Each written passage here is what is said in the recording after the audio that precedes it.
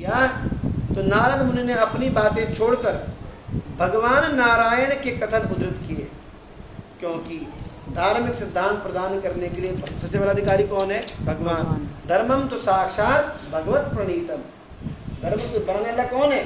भगवान। जो भगवान कहते हैं वही धर्म है। धर्मम तो साक्षात भगवत प्रणीतम। प्रत्येक व्यक्ति को 30 गुण अर्जित करने होते हैं। कितने गुण? 30। जैसे सत्य, दया, तपस्या।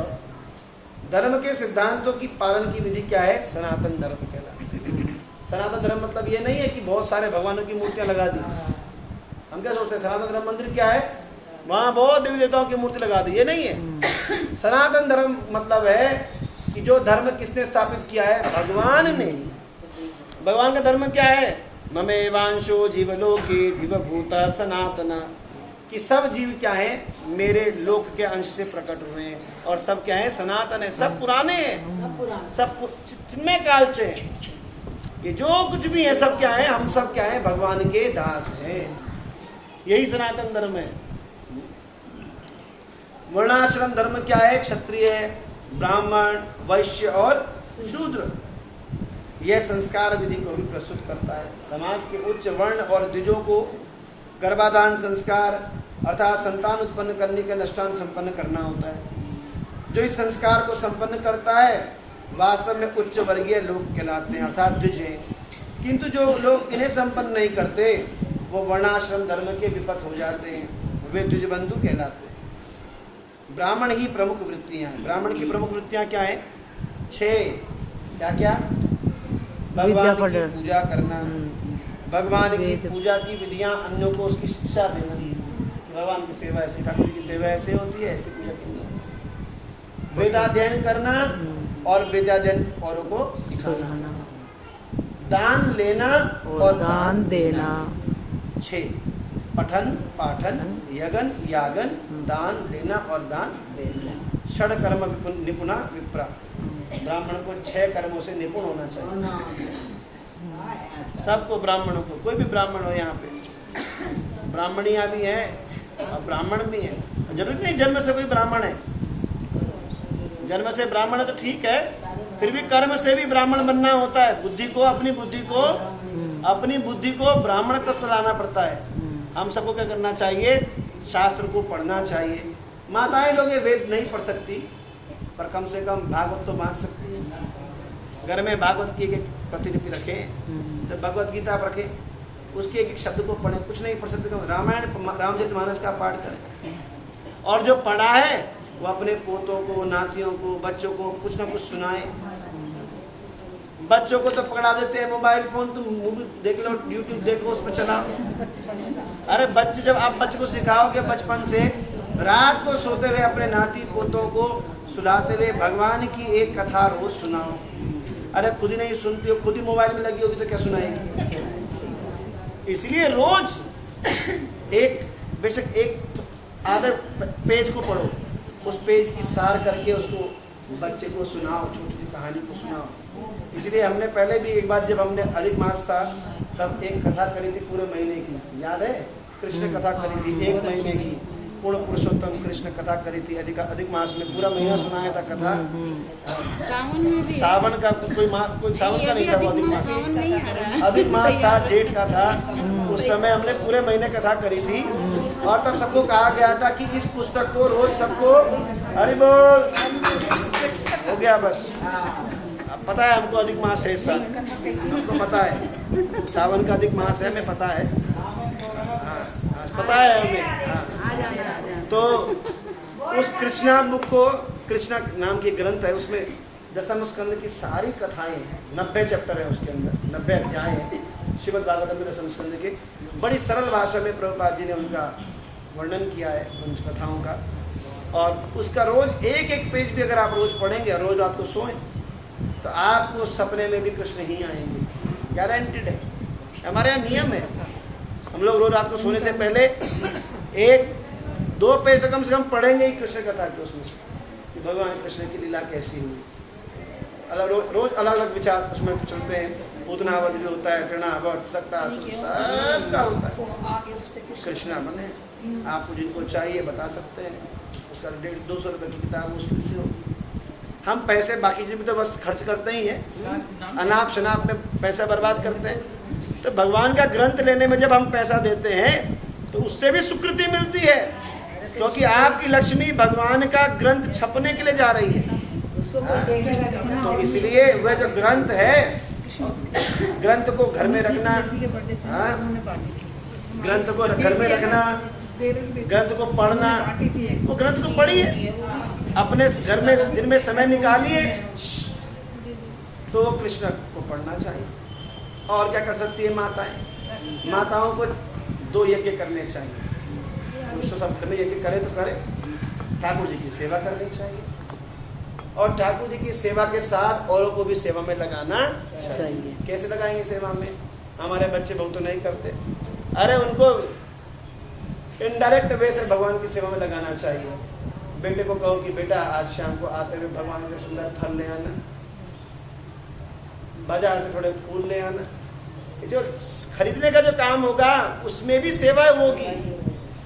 अगर बहू को सिलाई आती है तो बोला बेटा जरा ठाकुर जी का गद्दी सिल दे, ठाकुर जी का पर्दा बना दे, ठाकुर जी का ये कर दे। बुनाई आती है तो बोलो कि बेटा ठाकुर जी का जबला बुन दे, ठाकुर जी की स्वेटर बुन दे, ठाकुर जी का टोपी बुन दे, ठाकुर जी के मसलन बना दो। थोड़ी थोड़ी सेवाओं में ठाकुर जी के लिए आज कुछ बना दो अच्छा सा, ठाकुर जी को सुला दो। उनको सेवा में लगाओगे तभी तो वो भक्त बनेंगे। अगर वो सेवा में नहीं लगा तो भक्त कभी नहीं बनेंगे। अरे कैसे कैसे बड़े बड़े नास्तिकों को देख लिया, वो सेवा करके भक्त बन जाते हैं। बेशक घर में कलेश करेंगे पर भगवान की भक्ति कर लेंगे, सेवा कर लेंगे, कोई टेंशन नहीं। हमारी भाभी से हमारी कई बार लड़ाई हो जाती थी, हम बोलते कई बार लड़ाई हो जाती थी, हाँ बिना बात की बात थे। मतलब भगवान को सुला देना, भगवान सुला देती थी, हाँ ठीक है बस। वो कुछ भी करे वो भगवान को सुला देगी, भगवान को उठा देगी, भगवान को भोग लगा देगी, ठीक है। लड़ाई तो हमारे आपस की है ना, हमारे मन की, हमारे मतों की लड़ाई है। लड़ाई किसकी है? हमारे मत की। मुझे ये पसंद नहीं, उसे वो पसंद नहीं। कलेश तो हमारे मत भेद का होता है, पर मन में भेद नहीं होना चाहिए। इसलिए भगवान की सेवा में जोड़ के रखो सबको, कैसे कैसे भी। अगर कोई भगवान के बर्तन भी धो देगा ना तो भी सेवा है, और कोई भगवान का प्रसाद भी पाएगा तो भी सेवा है। सब प्रकार से भगवान ठाकुर जी की सेवा हो रही है। प्रसाद को पाने वाला भी सेवा करता है।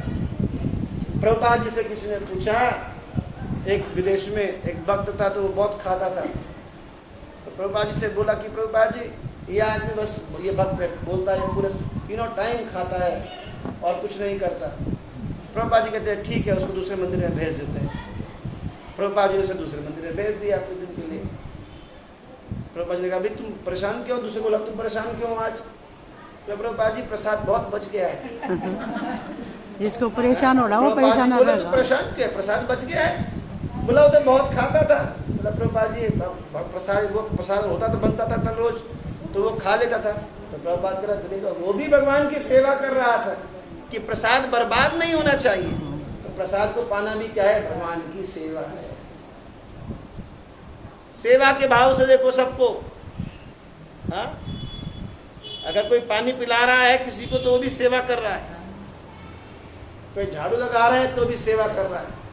आप सब लोग भी सेवा कर रहे हो। अभी क्या कर सुन रहे हो? भगवान के कथा को जो श्रद्धा पूर्वक सुन रहे हैं वो भी क्या कर रहे हैं? सेवा कर रहे हैं। क्यों?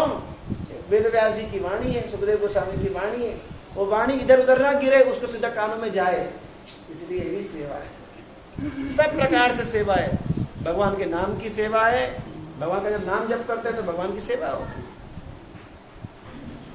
इसलिए माताओं को चाहिए कि ठाकुर जी की सेवा करें और सिखाए। तो ये क्या हो गया उनका? भगवान की यज्ञ करना और यज्ञ करना सिखाना। दूसरा, वेद को, शास्त्र को पढ़ना और शास्त्र को समझाना। अब तीसरा रह गया दान। चौथा पांचवा छठा क्या है? दान देना और दान लेना। तो दान अगर लेते हो किसी से तो उतना अपने पास रखो जितना तुम्हारे को क्या है उसकी आवश्यकता है। उससे एक रत्ती भी ज्यादा नहीं रखना। बाकी क्या कर देना है? आगे दे देना है, जिसकी की जरूरतमंद को दे देना है। धन जो है संपत्ति तो ब्राह्मण की नहीं है। ब्राह्मण को ज्यादा धन नहीं रखना चाहिए। ज्यादा किसको रखना चाहिए? बनिए को रखना चाहिए, वैश्य को और क्षत्रिय को, क्योंकि क्षत्रिय को पालन किस करना होता है? प्रजा का पालन करना होता है, और वैश्य को अनुष्ठान करने होते हैं। पर अब तो सब वर्ण सिस्टम पर सब गड़बड़ा गया है, क्योंकि राजा पालन करने वाला क्षत्रिय नहीं है, और धार्मिक अनुष्ठान करने वाला वैश्य नहीं है, और यज्ञ करने वाला ब्राह्मण नहीं है। इसलिए इतना पैसा रखो, भविष्य के लिए थोड़ा सा बचा के रखो, ज्यादा मत रखो।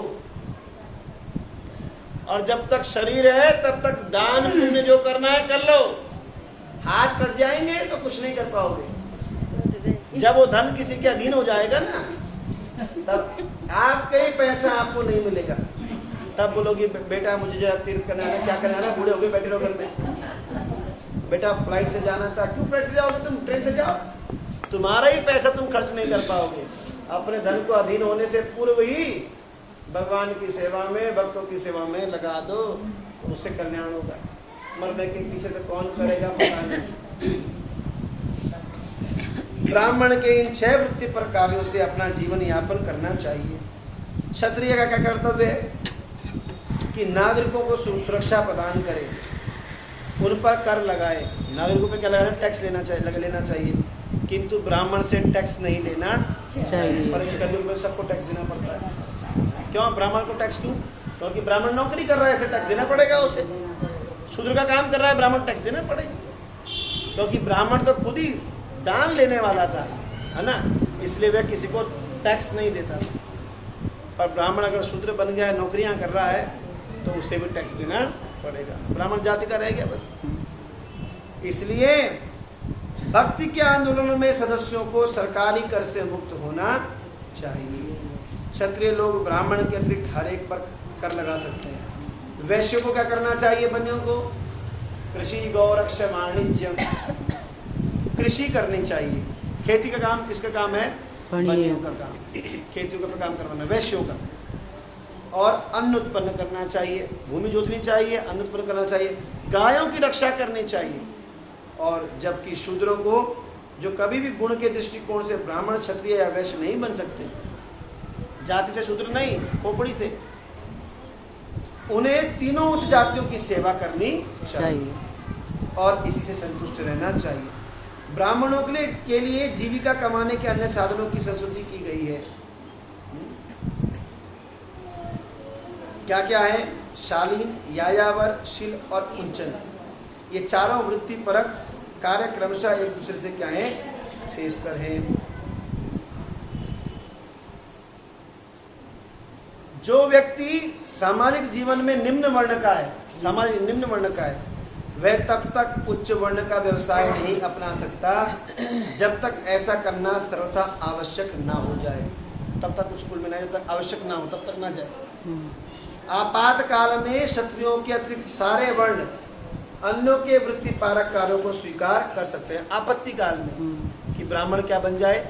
वैश्य बन जाए। आपत्ति काल में क्षत्रियों के अतिरिक्त अन्य वर्ण जीविका के साधन ग्रहण कर सकते हैं। क्षत्रिय को जीविका का साधन नहीं करना, क्षत्रिय को राज्य करना चाहिए।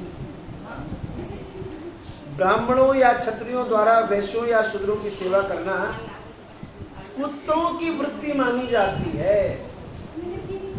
किसकी वृत्ति मानी जाती है? कुत्तों की वृत्ति। ब्राह्मण और क्षत्रियों को सेवा करना शुरू होता है। नारद मुनि ने बताया कि ब्राह्मण का लक्षण इंद्रिय संयम है। क्या लक्षण है ब्राह्मण का? इंद्रिय संयम। कितना संयम है ब्राह्मण के? देखो, क्षत्रिय के लक्षण शक्ति तथा यश है। क्या है क्षत्रिय के लक्षण? शक्ति, यश। जाटों के अंदर होता है, पर किसके लिए करना है वो? ऐसी गोली मारने के लिए नहीं, धर्म के लिए, लड़ने के लिए। धर्म की लड़ाई हो तो आग लगा दो, काट दो। हाँ, धर्म के लिए लड़ना होता है क्षत्रिय को। दुर्योधन नहीं बनना होता, दुशासन नहीं बनना होता। क्षत्रिय वो भी था, पर किसके लिए? क्या? धर्म के लिए। अगर धर्म के लिए बनना है, धर्म ध्वजा उठानी, तो अर्जुन की तरह उठानी। इस प्रकार। और शूद्र का लक्षण तीनों उच्च वर्णों की सेवा करना है। स्त्री का गुण श्रद्धावान और पतिव्रता होना है। स्त्री का धर्म क्या है? श्रद्धावान रहे भगवान के प्रति और पतिव्रता रहे। ये ना कहे पति ढंग का नहीं है तो भी पतिव्रता रहे। जिस पति का शादी हुई है उसके पति उसका पालन करना चाहिए। हाँ? और उसका पालन ऐसे करना चाहिए कि भगवान की भक्ति भी मन से करती रहनी चाहिए।